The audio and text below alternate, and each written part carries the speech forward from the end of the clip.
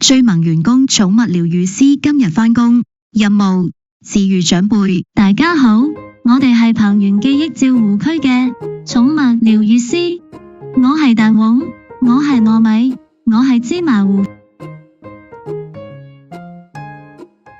長大啊！健康成長。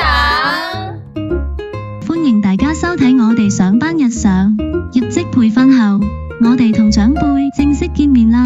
850克，一斤就980，995，沉了。每日都被瘋狂投餵。你看他耳朵舒服的趴下去了。快玩，這是奶奶。長輩同我梳毛，本套好舒服。